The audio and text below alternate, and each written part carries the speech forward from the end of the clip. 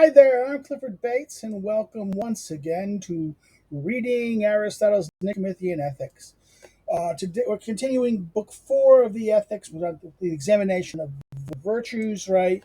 And today we're looking at Chapter 6. It's going to be a short chapter. It's going to be about friendliness, right? This is what it said, friendliness, about living together, the sociability in that sense, right? Um, And in fact, this is so friendliness about friends, we think, and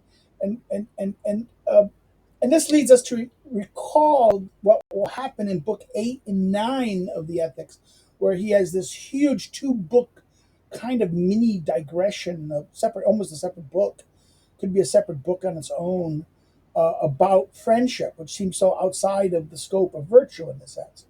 So, so let's turn to this question in our associate. And I think this is a okay, this is where I need to go look here. I think the koinonia, this is the term association. Again, this is it means our interactions with each other. This is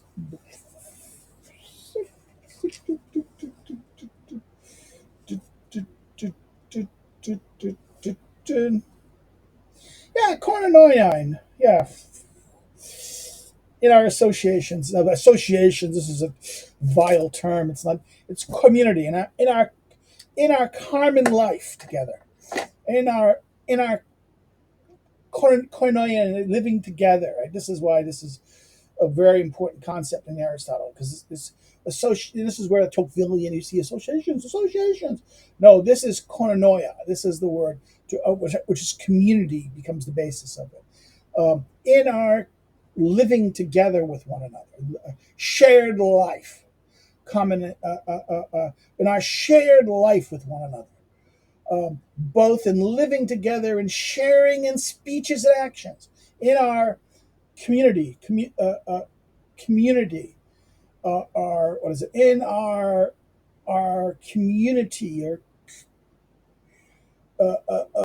this action of living together, is both in terms and both in living together in shared speeches. Um, uh, some people, okay, in logos and action praxis, right? Some people are held to be obscuous. Obscuous. That means, and those who praise everyone with a view to pleasing them, and oppose nothing, but rather suppose they ought not to cause pain to anyone whom they meet. So the obscuous means that they're just, oh, everyone's great, yeah. They praise everyone, and they with a view of pleasing them and oppose nothing. Right? That's an extreme. At the opposite extreme to them are these people who oppose everything and who give no thought whatever to causing others pain. People who are called surely or quarrelsome, right? Okay, so therefore this one, there's the one who is they're overly friendly, they're excessively friendly. They praise everyone and oppose nothing, right? And the other extreme is they're quarrelsome and different, surly and quarrelsome. They oppose everyone. They cause people pain. They oppose everything and give no thought of causing pain. It is not unclear then that the characteristics spoken of are brain. It is not unclear then that the characteristics spoken of are blameworthy, and that a middle term with respect to these, in accord with a person, will approve of what he ought, and in the way he ought, and similarly also disprove, is praiseworthy. In other words, it is not clear then that the characteristics spoken of are blameworthy. In other words, these other things, the obsequent and these are blameworthy. Um, it is, in other words, it is unclear that the two characteristics spoken of, those of I can't ever get it. This Latin word is driving me crazy. Obsequious. Obsequious. Obsequious. Ah, Quisius. Obsequious. I'm going to have to play that as a.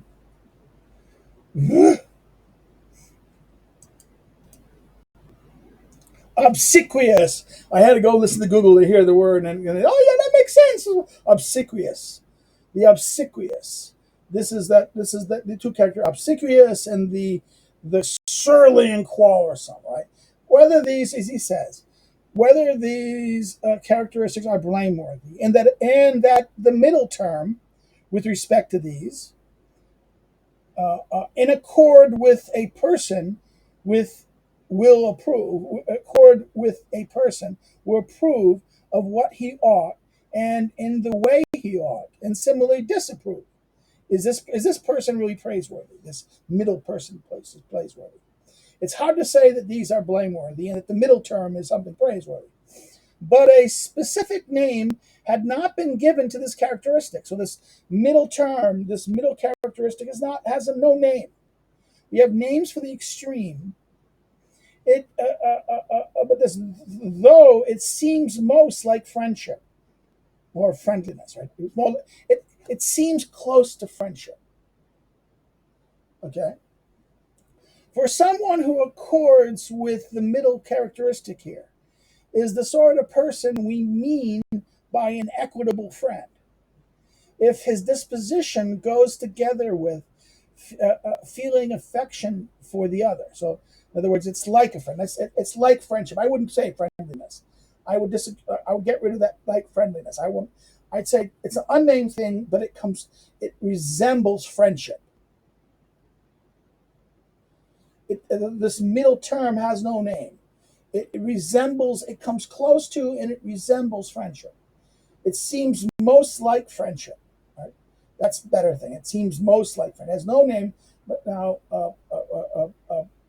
then he will continue. For someone who accords with the middle characteristic here is the sort of person we mean by an equitable friend. If his disposition also goes together with feeling affection for the other. So there's affection, and he treats him rightly, correctly, but also he has a disposition that he feels affection for the other. This characteristic of friendship, however, because it is without the relevant passion, that is the feeling of affection for those with whom he associates. He has no affection. It is not a result of friendly affection or hatred.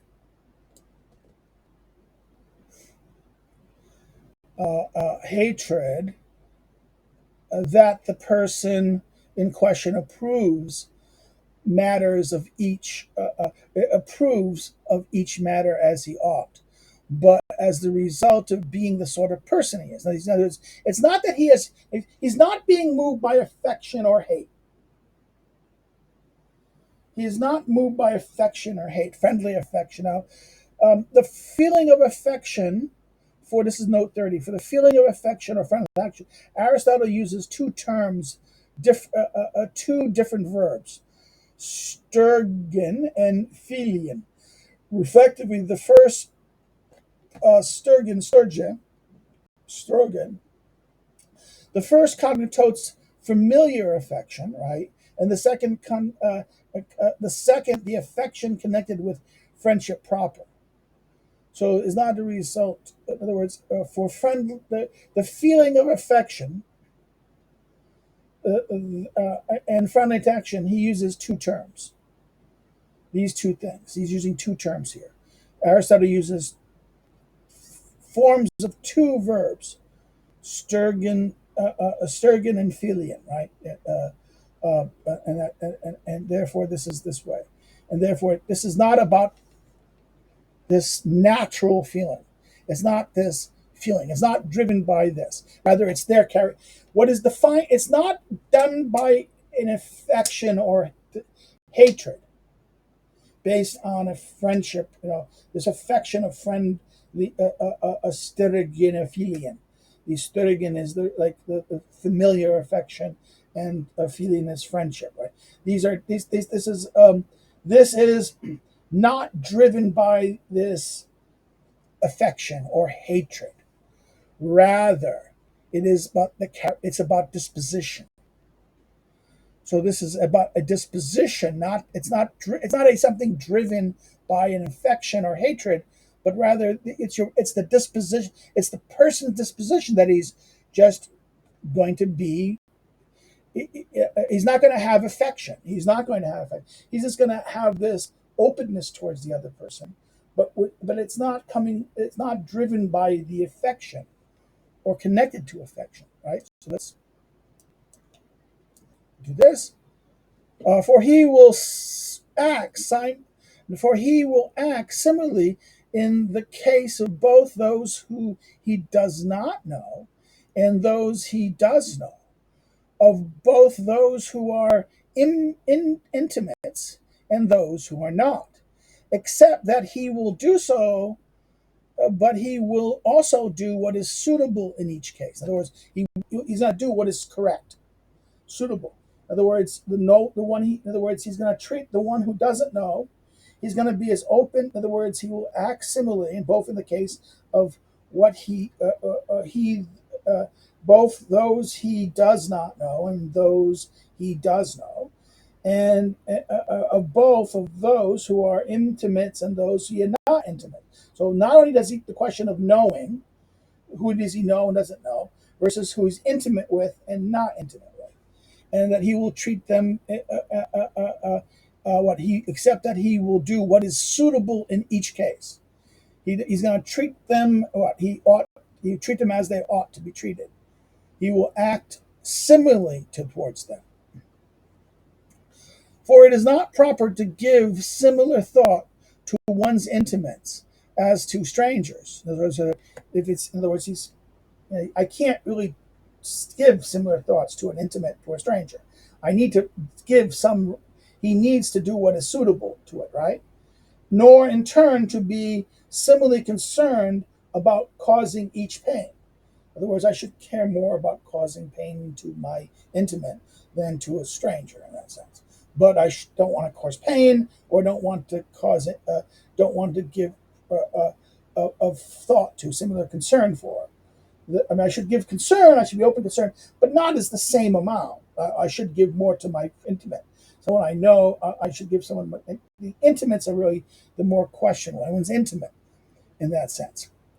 It has been stated in general, then, that this person will associate with others in the way he ought, and by referring to what is beautiful and advantageous, beneficial, he will aim either at not causing pain or at contributing to their pleasure. So again, according to the suggestion of Goethius, he will aim at causing them pain. Or according to the suggestions of Simsushmil and Gotyev, he will aim at causing them pain. So that's in other words, not causing. He will aim at causing them pain or at contributing to their pleasure. Not causing them pain. I think that's it. He will aim at not causing others pain. Not, in other words, he will aim at not causing them pain. I think that's the correct. Not causing aim at causing them pain. He's not going to cause them pain. I think the correct answer is not causing. Aim at not causing them pain. He will aim either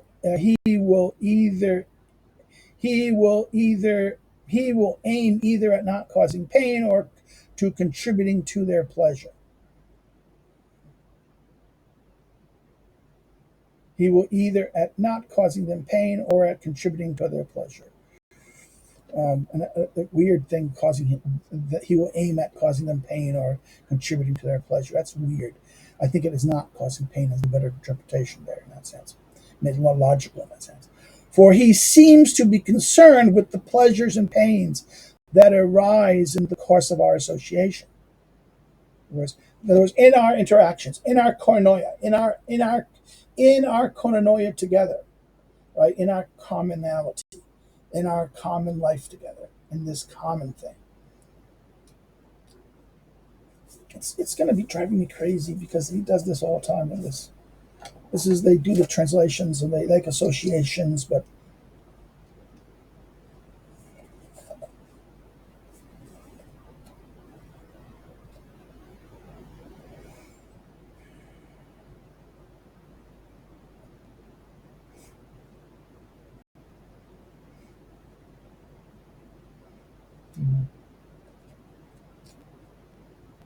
the course of associations, right?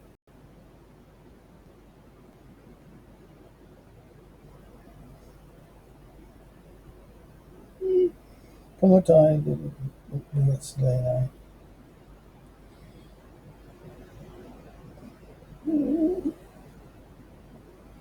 have to be careful with the Greek because it's going to drive me crazy here. Association, because this should have a title here.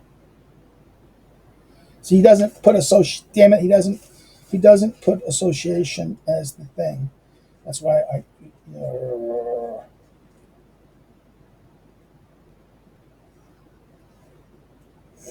It's gonna drive me absolutely crazy. And he doesn't give association as a index either. Jeez.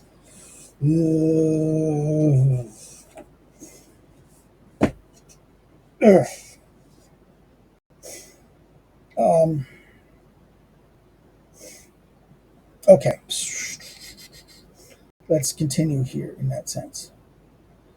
Because for the cost of our, so in other words, he's concerned with the pleasures and pain that in the course of our associations or interactions or our life together, in all case, as it is not noble or it is harmful for him to contribute to their pleasure. He will disapprove of doing so, and he will choose to cause them pain. Okay, he will choose. In other words, okay. For he seems to concern with pleasure and pain that all arise with our associates, and in all cases, it is which he is not noble, which in other words, in all cases in which it is not noble, not beautiful, kalos, and not or is harmful, for him to contribute to their pleasure, he will disapprove of doing so. So if it's harmful, it is not noble or harmful for him to contribute to their pleasures. He will disapprove of doing so. He will choose to cause them pain in that sense, but not giving him pleasure, right? For if something would bring little disgrace or harm to the person doing it, while opposing it will cause little pain, he would not approve, but rather disapprove of it. In other words, if something would bring no little disgrace or harm to the person doing it, while opposing it will cause a little pain, he would not approve, but rather disapprove of the thing to do. In other words, for someone, where something would bring no little disgrace or harm to the person doing it, while opposing it will cause little pain. He will not approve, but rather disapprove of those things in that sense. He will also associate differently. He will associate differently among people of worth than among people at random, just as he will associate differently also with those who are more or less known to him, and similarly in cases of other relevant differences, assigning to each what is fitting. So in other words, he will associate among different people of worth and among random people. In other words, He will associate. He will. In other words, he will interact and associate with people as they are fitting to do so. In other words, he will associate differently with among people of worth and among people at random, as he will just associate differently from those whom are more or less known to him, he will, he won't be close to those who, in other words, he won't only, he'll treat them same, openness to them, but he will associate with them, the ones he knows more than those he doesn't. It's reasonable for him to do that, right? In case of other differences, assigning to each what is fitting, while he chooses to contribute to the pleasures of others. In other words, and while he chooses to contribute to the pleasures of others for its own sake, and is cautious about causing others pain, he is guided by the consequences at stake. So, in other words, while he chooses to contribute to the pleasures of others for their own sake, and cautious about causing others pain, but he's concerned about the consequences at stake. I mean, if what is noble and advantageous, if what is beautiful, noble, kalos, and advantageous be greater than pleasure and pain involved, be better. In other words, the question is, if what he might choose that, okay, no, I'm not going to do this. This is more better that this is be done. The noble and the advantageous be done rather than mere pleasure. But if there's no concern about those is not ignoble. That I'm giving you pleasure or avoiding pain, as long as what is being done is not, if it's not ignoble or disadvantageous, then okay, I'll continue doing it.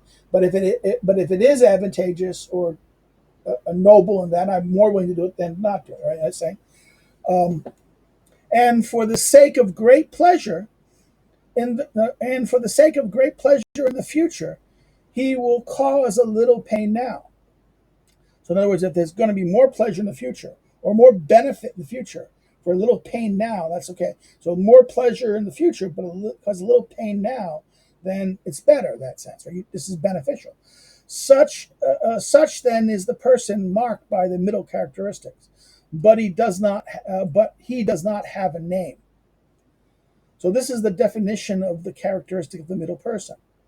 He will cause some pain, but he will not want to cause pain if he doesn't have to. But if it's necessary to get a benefit from it, then a little pain now for a bigger benefit later. Okay, right? But as long as it's done nobly and not ignobly, avoiding what noble and advantageous, right? And it's done he's associated and he treats people what is fitting. In other words, he associates with those who he ought to, and he respects those who he differentiates the kind of thing he does and to whom he ought to. Right. This is the question. This is why it's a weird thing. This does not have a name. As for contributing to pleasure, he who aims at being pleasant for no ulterior motive is obsequious. There's no motive. I'm being pleasant just for being pleasant, right? Whereas he who does so in order to gain some benefit for himself in money or all that comes from goods, money, not money, property, krinia. So this is not money. This is goods. In goods and all things that come from goods and property is flatterer. In other words, I'm pleasing you, I'm giving you pleasure because I'm just doing it for no sake at all, obsequious. But if I'm doing it because I am going to get some benefit from this is a flatterer, right? But he disapproves everyone as is said to be surly and quarrelsome. He disapproves of everyone. This is clearly. And the extreme appears to be opposed to each other because the middle term, in other words, the two extremes, this is too much pleasure, either the flatterer or the obsequious, and then the surly and the quarrelsome. These are, but the middle term is nameless. Well, we'll stop here. If you have any questions or comments, please put them below, and when I see them, I'll respond to them. If you have any comments or issues about this, please do it. If you like it, hit the like button so it helps us get some more attention for the site, and it helps the algorithm. Please share it on social media, share it around. Again, it gets more attention. If you want to share this discussion about friendliness, or this unnamed virtue of human association. Um, if you haven't subscribed, please subscribe. It helps the channel. Encourage others who are mention the channel to other people to get them to come check it out and look it out, and encourage them to subscribe. Because by more subscription, the better. It helps to grow the ability to get some things. To help pay for things. Okay. Another thing is, if you didn't like it, you can always hit no. Say I didn't like what you did here, but say why in the comments. That way, someone can learn from what it is. What's your criticism of me, what I've done here, things like this. If you want to follow me on social media links are below. If you want to find more about me as a scholar and a researcher, the academic social media links are below the social media links. If you want to help me to do what I do, of course, you can look at the social media links and email me a gift card through like Google, or to a bookstore like Amazon or something like that, or Barnes and Noble. Or you can simply just um, uh, uh, uh, contribute through Subscribestar, Patreon. That's one way you can do so. Another thing you can do is you can simply just, if you want to buy one of my books through either the bookstore or Amazon. If you know someone who's going to be studying Aristotle's politics and things like this, might be interested in what I do, it might be useful to them, or have a friend that want to buy a gift for him for a present or something, please think about buying one of my books. To our students studying the politics, please consider using notebooks, a notebook for on Aristotle's politics, for Aristotle's politics, because it is a good guide. It is a useful guide for anyone studying the politics, the text of the politics. It's kind of a useful tool to help you get through the politics and grasp ideas, and to help you better understand the text and things like this. Studying it. It's a kind of a teaching guide. So please consider using it. Go buy it through of course, you can buy it on Amazon or something like this. But if you buy it through Lulu, the money that Amazon and the bookstores get, I will get. So that's it. Well, next time we see each other, we'll look at chapter 7, which looks at the question of truthfulness, right? So we'll stop here. Take care and have a great day. Bye bye.